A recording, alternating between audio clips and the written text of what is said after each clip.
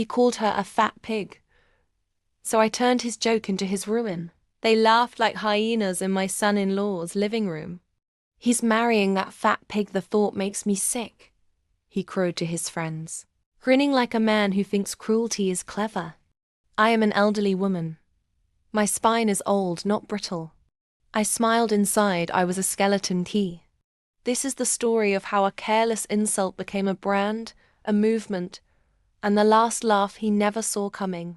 He thought the joke would die with the moment. He couldn't know I'd been listening for years.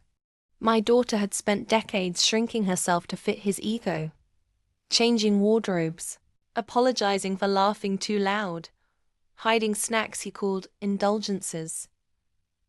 I'd watched her fade, and I'd had enough.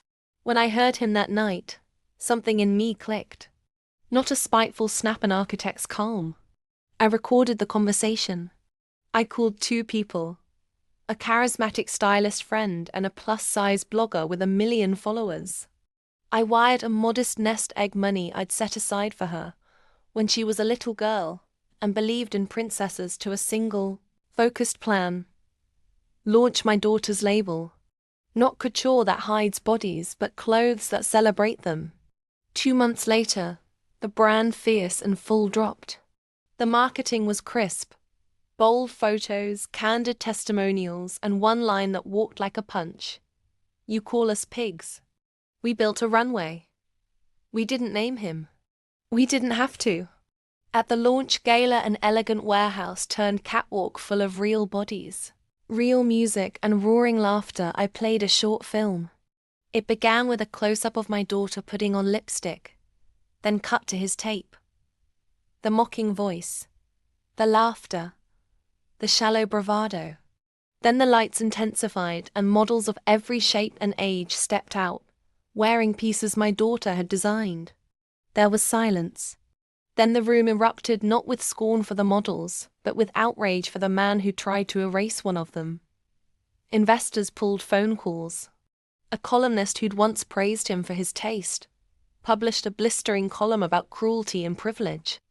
His friends started texting him, confused and cold. The crazy part?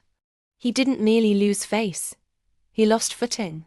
The company that had been grooming him for a board seat rescinded the offer when the public thread linking him to the tape trended. The sponsor dropped the gala he'd hoped to headline. He tried to apologize later, stumbling through platitudes. My daughter smiled and told him, quietly, "You taught the world how to treat me. I taught the world how to dress me." He left the gala before the final walk. We stayed. We toasted to something no insult could break. The life she rebuilt with her own hands and the mother who refused to be quiet. If you love watching the underdog flip the script, hit subscribe. I'll show you more stories where the quiet ones get the last word, and the loud ones learn how quickly the world listens to courage.